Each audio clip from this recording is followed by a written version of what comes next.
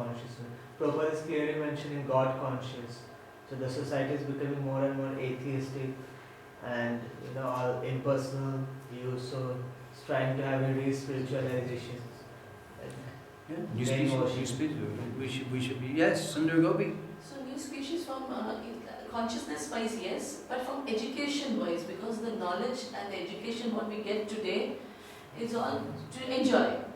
So the true knowledge is not there. So there is a need for establishing the proper knowledge, so that the goal is quite distinct then.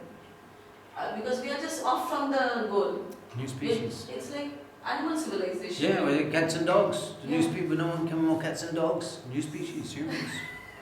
New species. Real humans in human. Yes, humanity. In the dress of humans. No, Not okay, now, yeah, why? Okay, yeah, that's it. We're on that. Yes. Yeah, you can read this. Without being educated properly, the mass of people are following in the footsteps of the vested interest by exploiting natural reserves, and therefore there is acute competition between individual and nation and nation. There is no control by the trained agent of the Lord. Trained and control. Otherwise no hope for rectifying these people. Please read. We must look into the defects of modern civilization by comparison here, and should follow in the footsteps of Maharaj Yudhishthira to cleanse man and wipe out anachronisms. Yeah, wipe out. Some heavy graphic language Prabhupada using. Clean there and cleanse man, wipe out anachronisms. Follow in the footsteps of Maharaj Yudhishthira. As part of our mission to establish such theocracy, not democracy, theocracy. Society ruled by the laws of God, laws of Shastra, by His modified representative. That's what we want. Yeah. Okay, so we looked at the situation of Yudhishthira's reign. Let's take a look now around about text 7, and Krishna is beginning to depart from Hastinapura. Now, why is Krishna in Hastinapura? Why is Krishna in Hastinapura? Why is he staying there for a few months? He was going to go back to Dwarka after the battle. Sundar Gopi. Because he wanted to pacify them, because they have lost so many relatives. So he just wanted to console them. Who in particular? Yeah. His sister, but even Dhritarashtra and Gandhari and all, they lost. And Yudhishthira, he was still anxious that, he had done all that massacre and all. Because of him, Vishwadev convinced him, but to help them overcome all that and start ruling. So Krishna was there. Because of course Subhadra lost her husband. Bit of caring, devotee care. Yes, devotee care. Yeah. Spending time with them, quality time, inspiring them, Subhadra, Yudhishthira, the others. Now, text 8, what's interesting in text 8? What do we see something interesting in text 8? What happens in text 8? Something remarkable. Yes, Prabhu. Lord becomes servant of his own. What happens? What happens in text 8? What happens there? Remarkable. Sundar Gopi?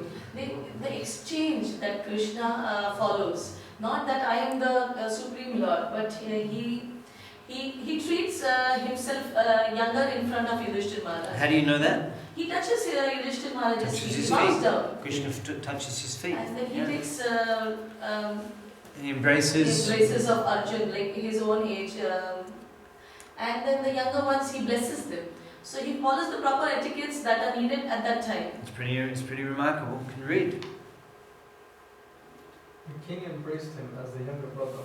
Although the king knew perfectly well that Krishna is the supreme personality of Godhead, the Lord takes pleasure when some of his devotees accept him as less important in terms of the love. Yeah, this is Chaitanya Charamani to give a little bit of background here, explain this concept.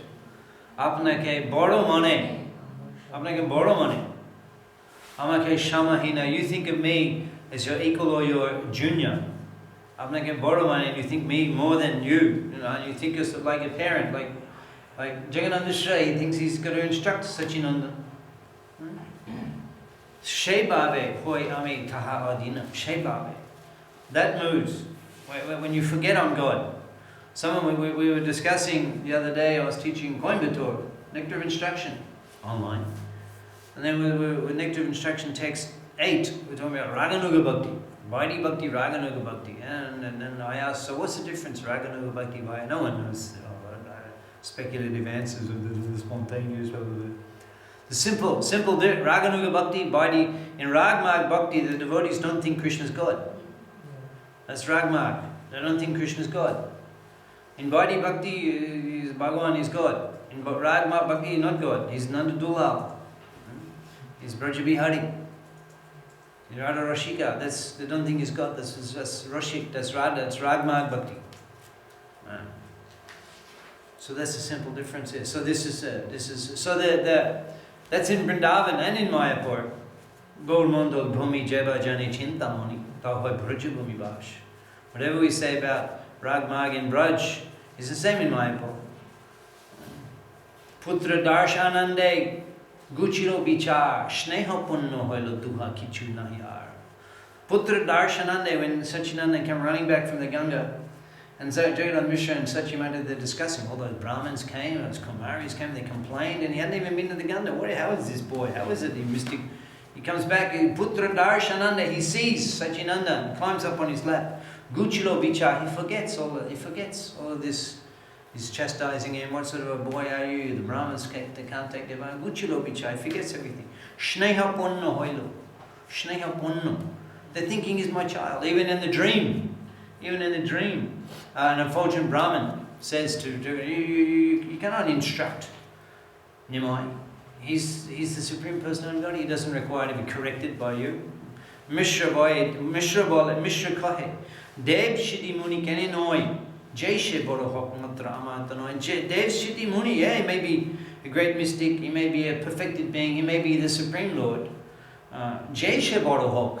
No matter how big he is, Matra Amartanoi. As far as I'm concerned, he's my son, I have to give him an education. That's Ragmarg, Braja, Mayapur. Non-different from Vrindavan. But the Pandavas, they're called Gaurava Shakya. Bhav. I mean, sometimes they deal with Krishna like he's not God, and sometimes they deal with him like he's God. What is it called? Gaurava Shakya. Gaurav Sakya. Or also called Aishwarya Mishra, Aishwarya Jukta Prem. Aishwarya Jukta Prem. So the Pandavas, they fluctuate from one to the other. Sometimes they treat him like a cousin, like a friend. Sometimes they treat him like God. But in Vrindavan, they don't fluctuate. Gokul Keval Rati, Aishwarya Gyan Heen, Puri Dware, Vaikuntha Adye, Aishwarya Pradin. Aishwarya Praveen. Gokule Keval Rati, Aishwarya Gyan Heen. There's no conception that Krishna is God in Gokul. Puri Dware, the two Puris, Mathura Puri, Ayodhya Puri. Vaikuntha Adya, and in Vaikuntha, Aishwarya Praveen. There's the concept that he's God. And that's what's particularly unique about Vrindavan. So in Vrindavan, even he shows opulence. Keval Shuddha Prem Aishwarya Najani Aishwarya Dekliyo. He shows opulence. He shows the Vishwarupta Majasoda. She doesn't mention to anybody. She doesn't even say, look, he showed me the Vishwarup this morning. She just forgot about it. It wasn't significant at all. I don't care about it. I don't love him because of that. Nija Shambhanda Shemane. He's my child. Vrindavan. But outside of Vrindavan, this Aishwarya Gyan, Aishwarya Praveen. Why Jagannath Puri is Aishwarya? That's a different topic. I'm not prepared to answer that. We're just talking about Mayapur, Vrindavan, Jagannath Puri. Whoa. What can I say about that? What can I say about that? I don't know. I have to think about Jagannath Puri. I don't know about. I don't think that. I think the Aishwarya is Praveen, Jagannath Puri. This Puri is Mathura and Dwarka. Puri Dware, Vaikuntha Adya, Aishwarya Praveen. Puri Dware in Mathura and Ayodhya. Now let's take a look at verses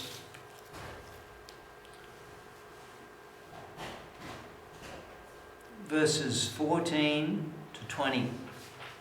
We're going to hear about the Lord leaving now as He's departing, He's walking along. Can you read the translations? Verses 14 to 20.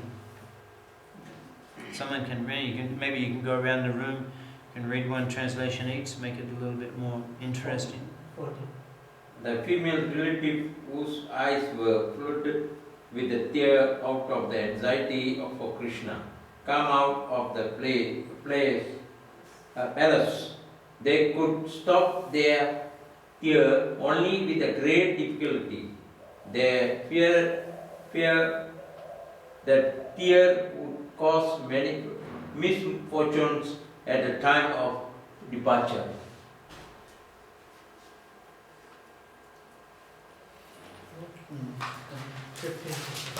It's 15. 15. While the Lord was departing from the face of Hastinapura, different types of drums like the mridanga, lola, nagra, dunduri, and flute like the gomukha, and other instruments like veena and bires, all sounded together to shower in honor.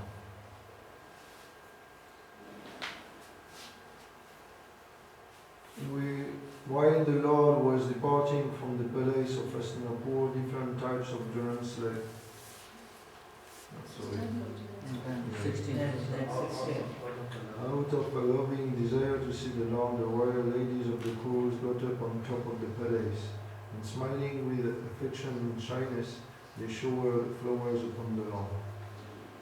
At that time, Arjuna, the great warrior and conqueror of sleep, who is the intimate friend of the most beloved Lord, Supreme Lord, took up an umbrella which had a handle of jewels and was embroidered with lace and pearls. Uddhav and Satyaki began to fan the Lord with decorated fans, and the Lord, as the master of Madhu, seated on scattered flowers, commanded them along the road. It was being heard here and there that the benediction being paid to Krishna were neither befitting nor unbefitting, because they were all for the Absolute, who was now playing the part of a human being. Absorbed in the thought of the transcendental qualities of the Lord, who is sung in select poetry, the ladies on the roofs of all the houses of Hastinapur began to talk of him. This talk was more attractive than the hymns of the Vedas. 21. They say here he is the original personality body, as we definitely remember him. He alone existed before and manifested creations of the mood of nature, and in him only, because he is the Supreme Lord, all living beings match, as if sleeping at a night, their energy suspended. Okay, we're done. The beginning the prayers of the Hastinapura Mantrigan. Now, Prabhupada's commenting here about the significance of their separation. The separation, they're not hanging out down with all the men. They're not hanging out down there. And he talks about shyness. So what are some of the things he says about shyness? Shyness. Yeah. What does he say about it? Yes. Prabhupada is saying it's a gift of nature to the fair sex, and it enhances the beauty and prestige. So he's telling like someone like a sweeper woman, because of her culture and chastity and the shyness, this is much more appreciable than well-educated someone who is not following that. Prabhupada says commands respect of the opposite sex, even in the case he gives that example. Yeah, that's in the purport, he gives that example. Shyness, what's significance about it? What does Prabhupada say? Extraordinary. Increase the respectability from the man to the woman. Yeah. Yeah, enhances their beauty. Enhances their beauty, shyness, not like the half-dressed. What else does he say?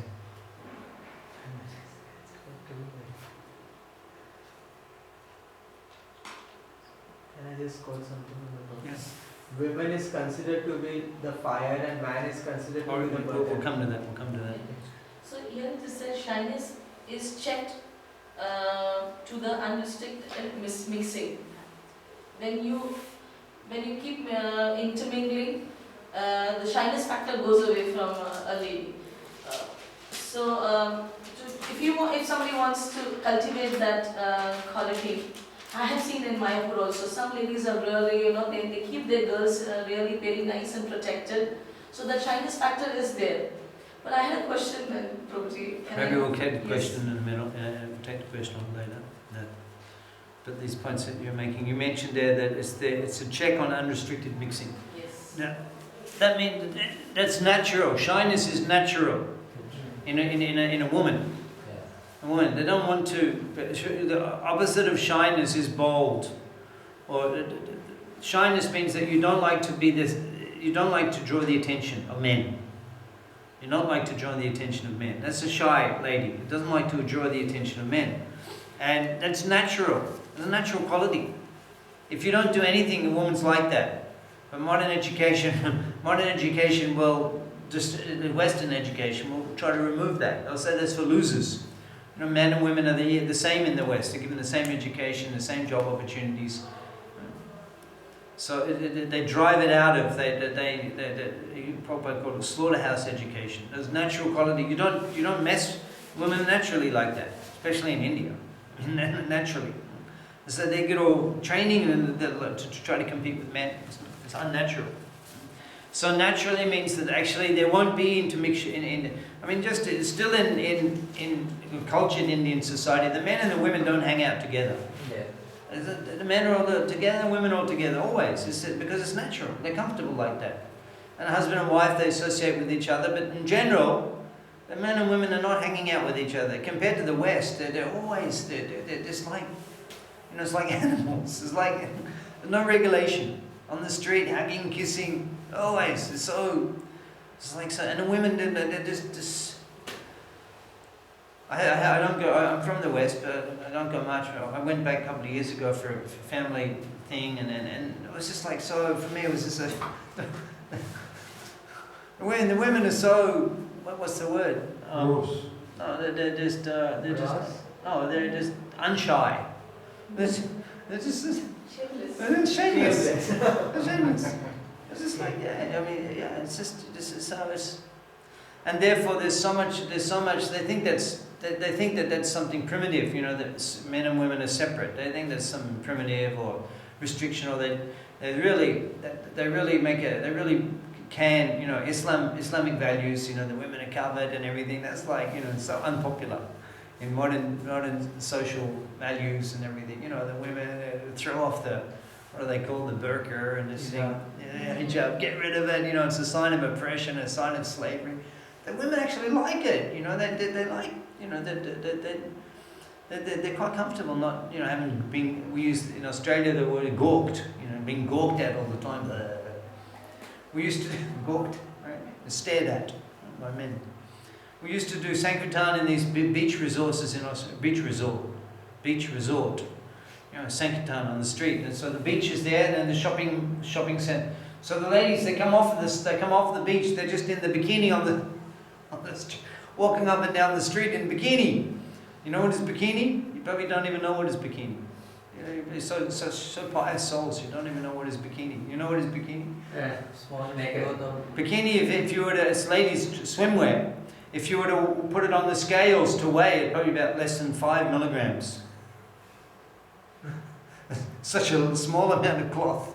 There's a bikini, and they just walk up and down the street it's like underwear. It's less than underwear. This is the walk up and down the street. It's a West. It's so degraded. In India, you never see a woman on the beach like that. They go swimming. They're wearing a sari. So it's shyness is destroyed in Western culture. I went to school. I went to boys' school. It was a boys' school, Catholic boys' school. And but 14, 15, then they arranged. The girls' school was next door. It was a convent school. So then they arranged the ball dance. And they even have they have these guys come, it's called the square dance. And they teach you how to do the square dance. And the guy is a square dance caller. He stands there and he says, he calls all the do-si-do and this, and it's kind of like a song, and they sing.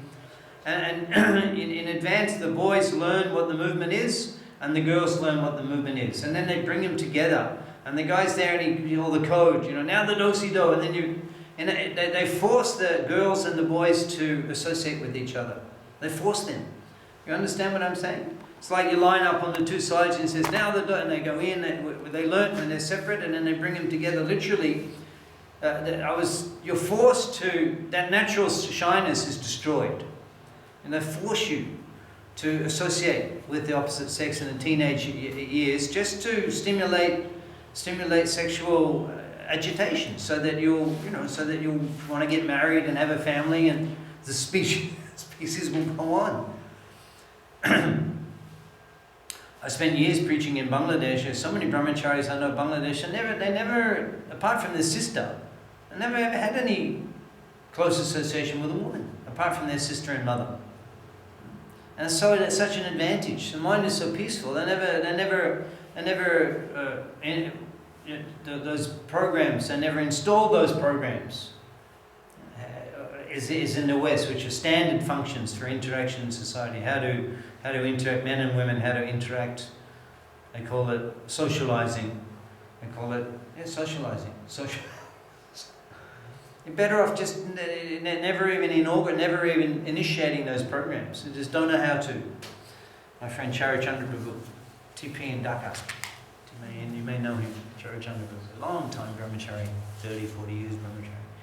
He told me he was in the West. He was in the West, he was collecting for some projects in Bangladesh. Some lady came and said, "Oh, you're interested in marriage?" He didn't even know how to. He said, "Mataji, I'm from Bangladesh, it's like diffuse, I can't even respond to that question. We don't even know how to interact with a woman. We've never had such training, we've never had such experience. It's so easy for such a person to remain in brahmachari life. They don't know how to.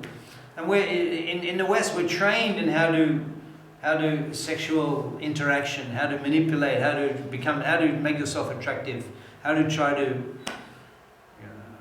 influence the opposite sex, gender interaction. You're forced to do it. Never. I think it's a lot to do with, you see, like in the Western countries, everything is to do with the advertising. Because if you go anywhere around Mayapur, you won't see the same images, the same pictures, which provide that influence. Whereas in London, it's so heavily advertised that it's almost a norm, if that makes sense. Whereas over here, like the dormant consciousness would automatically just reject it. Whereas in the Western countries, their dormant consciousness is being programmed to depend on it. That's right. And to survive through it, which is crazy. I know even amongst devotees, one time one teacher, he was from UK. We had a session, he was in and he said, "Does any brahmacharis have a problem with being in groups with ladies?" I didn't appreciate that approach. It's like, actually, interaction is something that's it's minimized, it's restricted, it's only when unavoidable. Not that, there's something wrong with you about brahmachari and he's in the group and there's ladies in the group, something wrong with him, he's not comfortable. No, of course, brahmachari is not going to be comfortable in that situation. That's what it means to be a brahmachari. You're not meant to have anything to do with ladies. Simple as that. Don't think about them. Don't interact with them. Don't talk with them. That's what brahmachari means. Let the householders do it. So even amongst our devotees, they oppose that. They oppose that, and that value, and I made a protest about that. The standard is that there's no interaction. There's men in groups, ladies in groups. That's the standard. Not that someone's got a problem with being in a group of ladies. No, you've got the problem. It's perfectly natural that he doesn't want to be in a group of ladies. I feel like in the Western countries, they've sort of developed a direction where they keep the men dependent on the women, and they keep the women dependent on the men. Well, the idea is that Prabhupada said that there's so-called liberated women, but it just means they're more accessible to men. That's why it's popular, because women are more accessible.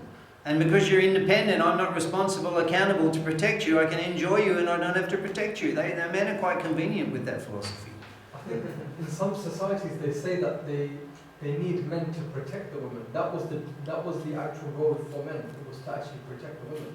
And I think that role in the Western countries has been replaced for like enjoying heavily, if that makes sense. There's no protective element to it, not even in marriage. It's turned to enjoyment, and that's why there's so many divorces now. Let's see what His Divine Grace says. Please read. But because we are now in the darkness of ignorance, the Vedic civilization allows very restricted mixing of woman and man. They say that the woman is considered to be the fire, and the man is considered to be the butter. Read on. The butter must melt in the association with fire, and therefore they may be brought together only when it is necessary. And shyness is a check to the unrestricted mixing. It is nature's gift, and it must be utilized. Joy. Let's take a look at Mathura. The glories of Mathura. Please read. This text 26 and 27. Oh, how supremely glorified is the dynasty of King Kidali, and how virtuous is the land of Mathura, where the supreme leader of all living beings, the husband of the goddess of fortune, has taken his birth and wandered in his childhood. Before that, the question was, why are the talks of the ladies on the roofs more attractive than the hymns of the Vedas? Because they were so affectionately talking only about Krishna. Hymns are like, it's more rules and regulation, the meter and all. But it was all coming from their heart. They loved him so much that it was more attractive. It's the love that attracts Krishna. Yeah. Prabhupada comments in the purport about the songs of Narottam Thakur Mahashaya, which are written in simple vernacular Bengali. Toma bina ke ache Narottama boro dukhi nitai more koro shuki. Narottam boro dukhi. I'm big time unhappy. Nitai more koro shuki.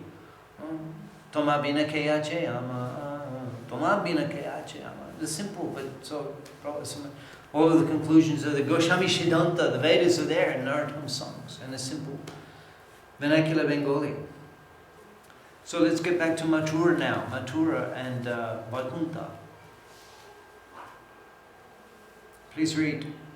Undoubtedly. Can I ask something regarding this, the songs? Yeah. So, it's like other songs, like the Hindi songs by devotees, Braj songs, they're like good to hear and reach. They're like what? Because based on the audience, can we also preach the Hindi songs and the Braj songs? It depends based on the audience. And Gaur Bihita Kirtana Shuni, Ananduri Doinache, Thakur Bhaktivinoda sings just over the river here. Gaur Bihita Kirtan, the selected kirtans of Chaitanya Mahaprabhu, Gaura Bihita Kirtana Shuni, Ananduri Doinache. So not just any kirtan. Prabhupada says the songs of the Acharyas, not just any Hindi song. He sings the songs of the Acharyas. And we have our songs, Narottam Thakur, Lochandas Thakur, Bhaktivinoda Thakur, Govinda Ghosh Thakur, the songs of the Acharyas. They're non-different from the Vedas. But not just any song, any Hindi folk song, not just any, you have to, the songs of the Acharyas, Prabhupada said. They should be sung, they should be understood. He said if the meaning should be explained. Undoubtedly, it is wonderful that Dwarka has defeated the glories of the heavenly planets and has enhanced the celebrity of the earth. The inhabitants of Dwarka are always seeing the soul of all living beings, Krishna, in his loving feature. He glances at them and favors them with sweet smiles. Yeah, so in this way that even Dwarka is superior to Vaikuntha. Because they're seeing the Lord every day. Or the heavenly, more superior than the heavenly planets, yeah. So what's been your reflection, spending time in Navadip Dham, Mayapur, studying Srimad Bhagavatam?